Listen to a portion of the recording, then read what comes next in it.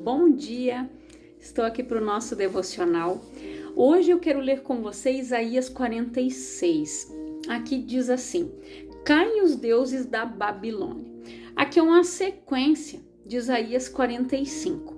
Ali em Isaías 45 fala que Deus, ele usou, Ciro, para que Ciro cumprisse o propósito do Senhor, que era libertar o povo de Israel do cativeiro babilônico. Por quê?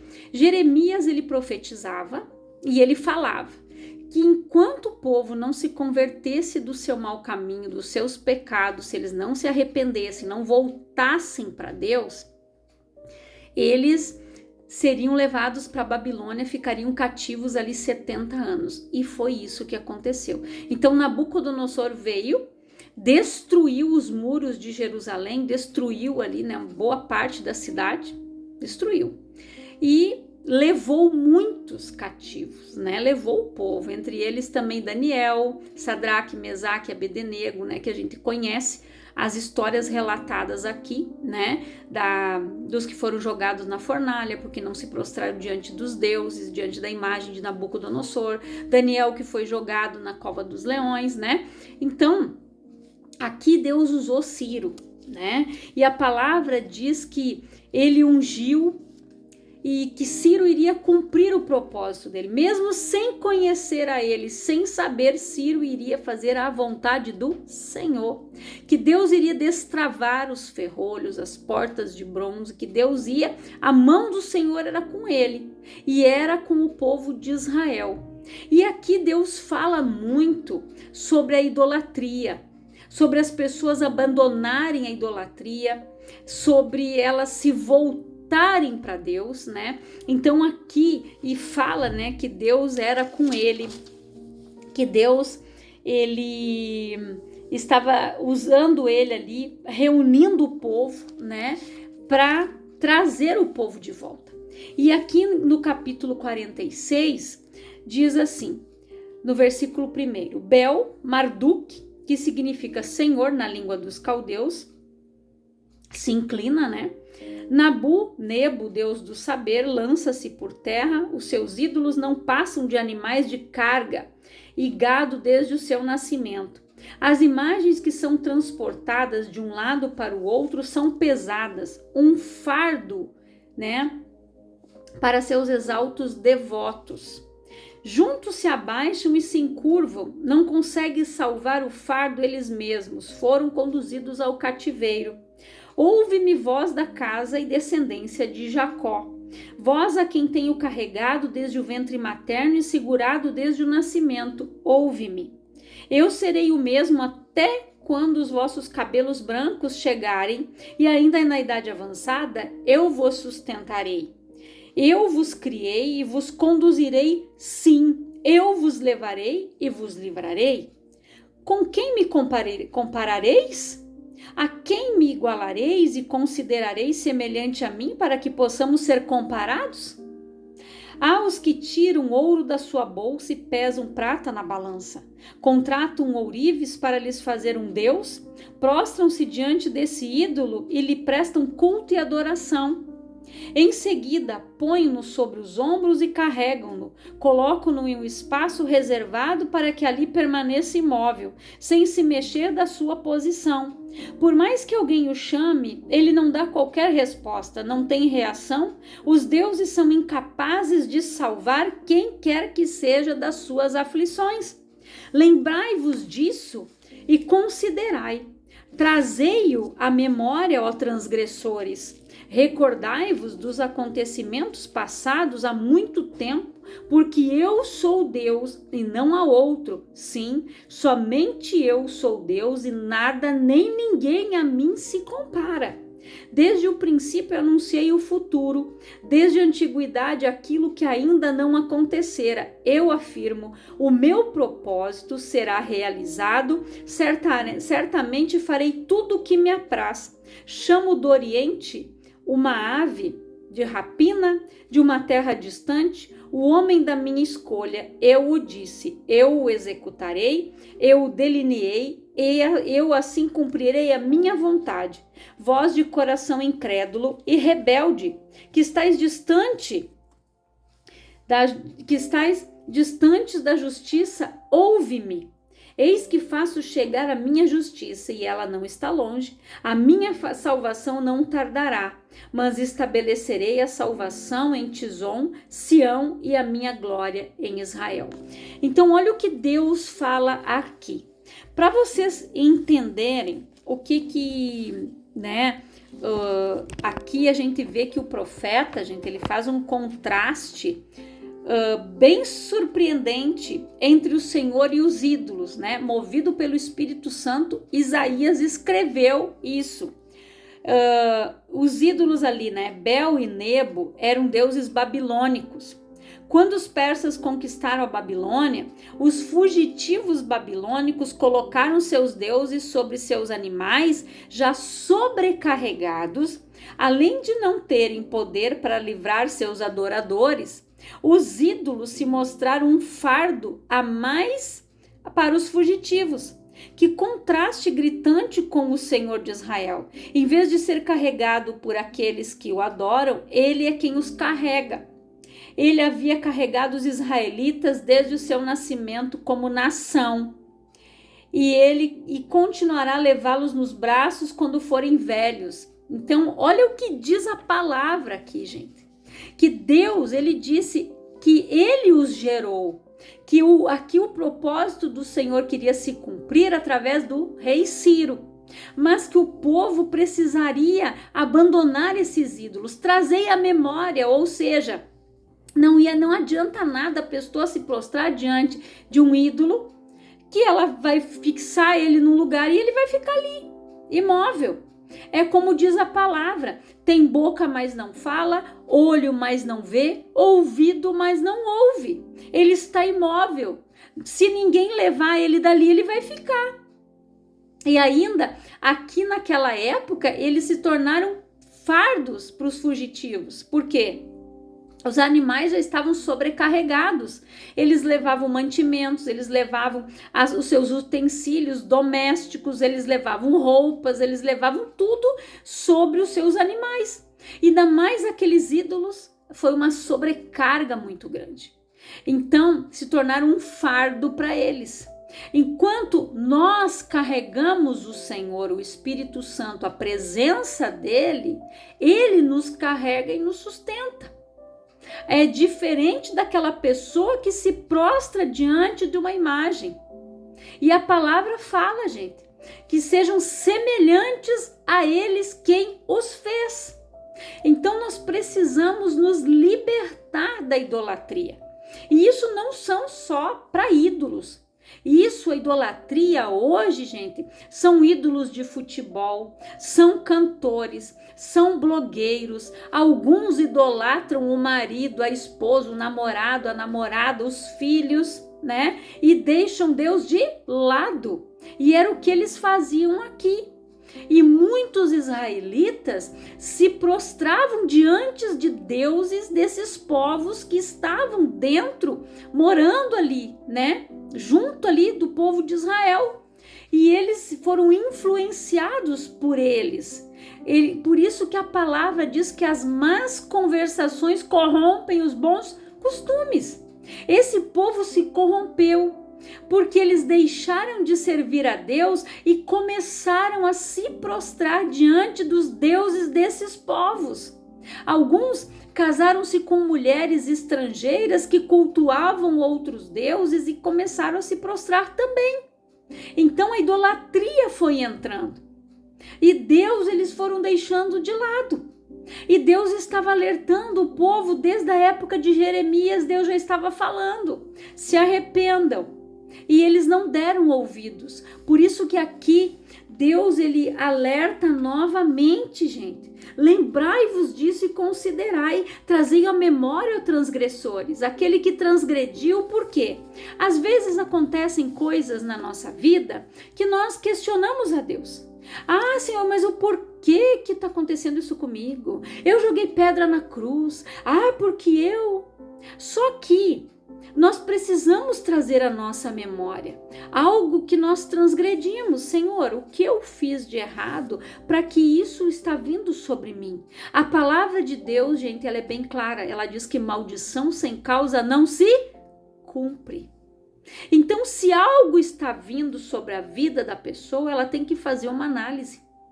Não é julgar, gritar e questionar e dizer, não, a culpa é de Deus. Não. Senhor, traga a minha memória o que eu fiz, ou se é coisas passadas. Às vezes é algo que a gente fez lá atrás, gente, quando a gente nem conhecia Cristo ainda. Então, tudo que a gente faz, a palavra diz, tudo que o homem plantar, certamente colherá.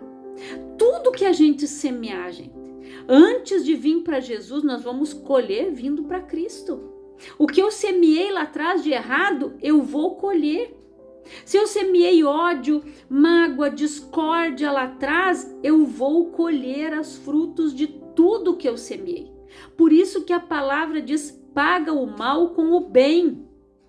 Porque tudo que eu fizer de bem, eu vou receber. Se eu fizer o mal, eu vou receber também. Então, é a lei do retorno, como a gente diz. Mas nós precisamos entender que nós temos livre-arbítrio, que as nossas escolhas têm consequências, que é a famosa lei do retorno. Então, as minhas escolhas, se elas forem erradas, vão gerar consequências geracionais. Vão gerar consequências na vida do meu filho, na vida dos meus netos, na vida dos meus bisnetos. 4 gerações. Então eu preciso anular o que foi feito lá atrás pelos outros, o que eu faço, porque se eu deixar qualquer coisa aqui pendente, eles vão sofrer também.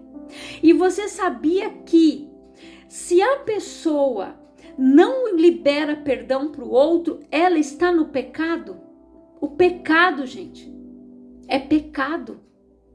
É uma escolha. A pessoa querer abandonar o pecado. Eu estava ouvindo uma pregação e isso me chamou muito a atenção. Quando aquele pastor disse que haviam 2 pecados, não era só um, ele disse, o primeiro é a blasfêmia contra o Espírito Santo, é delegar, para outro Deus ou para outros aquilo que Deus fez, aquilo que o Espírito Santo fez. A blasfêmia contra o Espírito Santo, ela não tem perdão. Mas também quando ele falou do perdão. Por quê? O que Jesus ensinou na oração do Pai Nosso? Perdoai as vossas ofensas, assim como nós perdoamos a quem nos tem ofendido. Se você perdoar o teu ofensor, o teu Pai que está no céu vai te perdoar. Ou seja, enquanto eu não perdoar quem me ofendeu, eu também não tenho perdão. É algo muito sério. E se eu estou agindo contra a palavra, porque Jesus ele nos ensinou a perdoar. E se eu não perdoo, gente, de coração, eu não sou obrigada a conviver com as pessoas, mas eu preciso liberar perdão de coração, orar por ela, abençoar ela para que ela vá bem, para que ela prospere, para que ela seja abençoada. Eu preciso abençoar essa pessoa. Então, quando a pessoa não libera o perdão, ela está no pecado, porque ela não perdoou.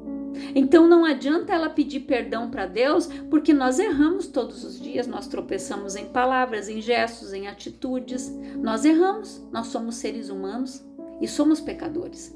Agora, como é que eu vou dizer, Senhor, me perdoa de tal coisa? E Deus vai dizer, não tem como. Você não perdoou o teu irmão lá atrás, você não perdoou o teu ofensor, você não perdoou o teu abusador, você não perdoou tal coisa, tal ofensa, tal mágoa, tal ressentimento. Então, enquanto nós não perdoamos, porque, gente, o perdão é libertação.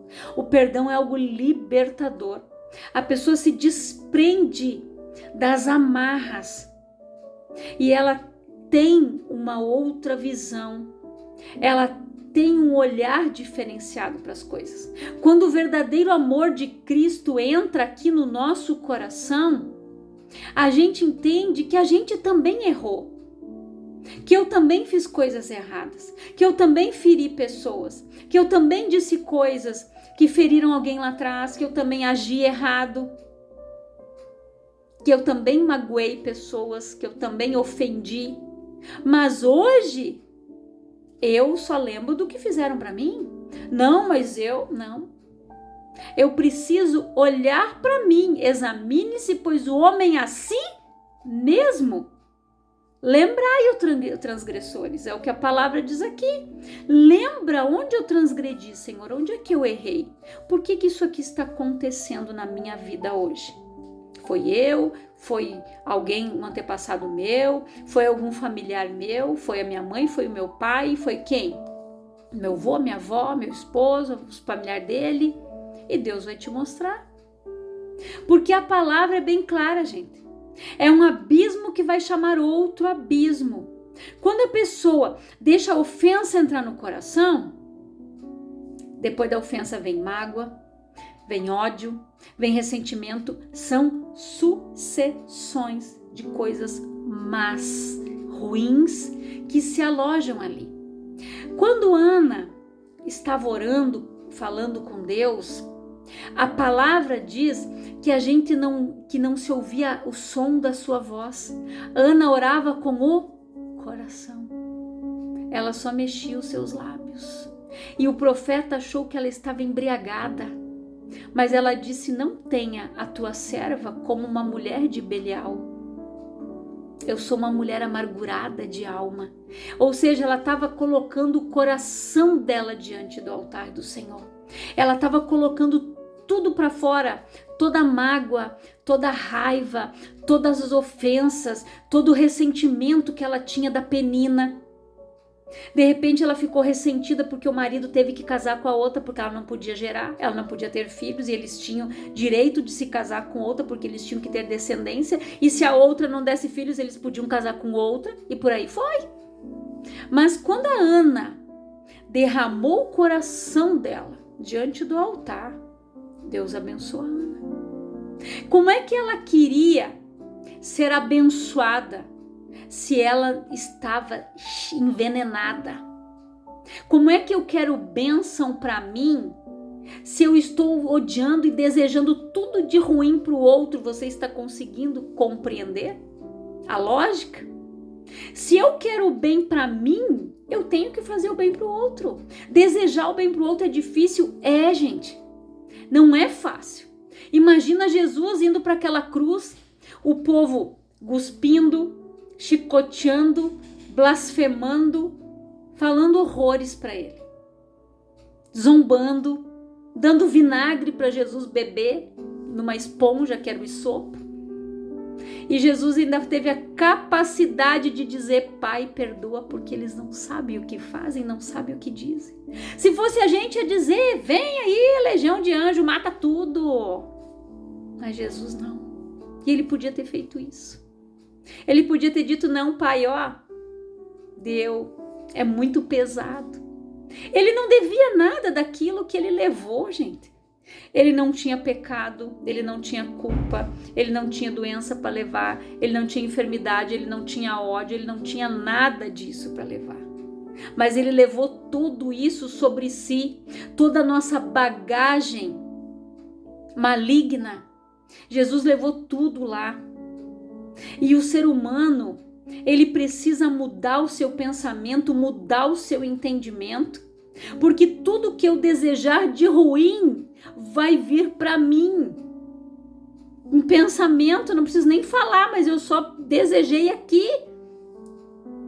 O que Jesus disse sobre o adultério? Não precisa cometer o ato físico, só de olhar e desejar, desceu para o coração aqui, gerou, adulterou. A mesma coisa. Se a pessoa ficar pensando naquela outra o dia inteiro, desejando coisa ruim para ela, a gente diz os pensamentos negativos e positivos. E tem gente que manda, gente, más vibrações, coisas ruins, vai, porque o mundo é espiritual. É espiritual. Então nós precisamos entender que mesmo que eu esteja aqui, se eu estiver pensando uma coisa ruim com o outro que está lá não sei, num outro estado, vai. A negatividade para ele, o ódio, vai afetar a vida daquela pessoa. Só que não é só a vida dela, a minha também. Porque o diabo, gente, ele não age só lá, é aqui.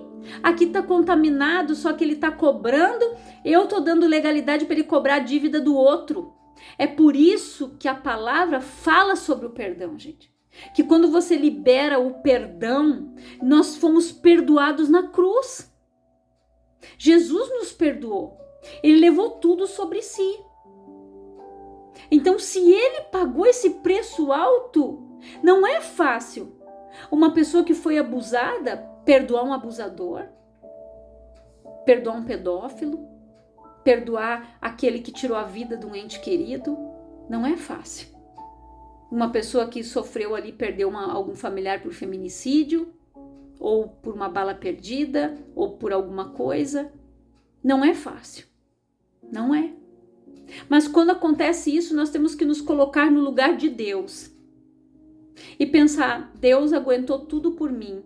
Ele aguentou o filho dele ser moído, ser transpassado, ser pregado numa cruz para mim poder ser liberto do que eu devia.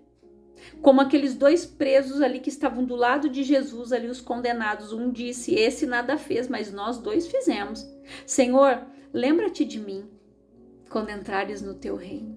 E Jesus disse: hoje mesmo eu e você estaremos no paraíso. Você já pensou? Lá na cruz, aquele homem do ladinho de Jesus, ele foi salvo. Porque ele reconheceu que ele era um pecador, que ele roubava, que ele estava ali porque ele tinha cometido o delito, mas Jesus não tinha cometido nada. O outro continuou zombando. Para onde é que ele foi? Né? Então nós precisamos refletir nisso. Perdoar, gente. Perdoe. É difícil? É. Mas é uma escolha. Senhor, eu quero perdoar com o teu perdão, amar com o teu amor, olhar com os teus olhos de amor. E nós precisamos disso, gente. Porque muitas pessoas estão morrendo por falta de perdão. Muitas pessoas estão morrendo ressentidas, amarguradas, com mágoas, que estão levando pessoas para as UTIs, para as CTIs, e isso é algo muito sério. Isso é algo que Satanás está alimentando cada dia mais nos corações, para que ele possa ceifar vidas. Porque a pessoa tendo conhecimento disso, se ela morrer, ela vai para o inferno. Se ela morrer com mágoa no coração, gente, ela não vai ser salva. Eu lembro que o pastor que me batizou, que está na glória, ele disse que quando ele foi orar por uma senhora na UTI, que eu já falei para vocês, que eu também já orei e falei a mesma coisa que o Espírito Santo me moveu, e ele disse: irmã, a senhora conhece a palavra. Se a senhora tem mágoa de alguém, a senhora libere o perdão, porque se a senhora morrer hoje, a senhora sabe que a senhora vai para o inferno. No outro dia a mulher estava no quarto. Por quê? Ela disse: pastor, eu achei que eu tinha perdoado meu marido, mas não tinha. O perdão foi só da boca para fora. Ela ia morrer, desenganada pelos médicos. Do nada a mulher foi parar numa UTI, gente. Então é algo muito sério. Então tem muitas coisas que nós precisamos nos desprender da nossa vida, que nós precisamos nos desamarrar. Quando Ana se desamarrou de tudo aquilo, ela foi abençoada. Ela gerou Samuel e mais outros filhos e filhas. Deus não faz nada pela metade. E Deus faz mais do que pedimos ou pensamos. Ana só pediu Samuel. Mas Deus deu mais para ela. Porque ela deu Samuel para o Senhor. Ela consagrou Samuel ao Senhor. E Eli, quando ela levou o menino no templo, quando ela desmamou, ele abençoou. Porque ela prometeu e ela cumpriu. E todos os anos, quando eles subiam a Siló, ela levava uma túnica nova e ela via o filho. Uma vez por ano ela via o filho. Mas ela cumpriu o que ela prometeu para o Senhor. Samuel foi um homem honrado. Ele teve um triplo ministério. Ele foi profeta, ele foi sacerdote, ele foi juiz. Então, você não vê mais relatos sobre Penina. Só fala aquele no início, mas a palavra fala depois de Ana, que Ana foi honrada, Ana foi abençoada por Eli, que Ana teve outros filhos e filhas. Então, quando nós nos desprendemos de tudo isso, a gente é abençoado. A gente consegue viver o propósito de Deus, o plano do Senhor. Então, que você faça uma análise, que você faça uma reflexão da tua vida e que o Espírito Santo possa ministrar muito mais ao teu coração. Que o Senhor fale ao teu coração, que Ele ministre ao teu coração e te traga à memória as coisas que você precisa perdoar, confessar e abandonar para você ser liberto e viver o milagre. Eu quero orar por você, Pai, em nome de Jesus. Eu te agradeço por esta palavra maravilhosa. Que o Senhor venha abrir os olhos do teu povo, que eles venham despertar. Que o Senhor traga à memória tudo aquilo que nós precisamos abandonar, remover da nossa vida.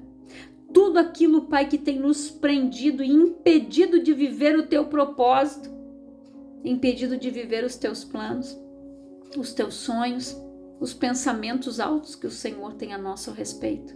Que o Espírito Santo venha ministrar muito mais a esses corações. Que o Senhor abra os olhos espirituais, os ouvidos, que eles tenham a sensibilidade ao teu toque e que o Espírito Santo venha ministrar grandiosamente na vida de todas estas pessoas que estão ouvindo esta palavra.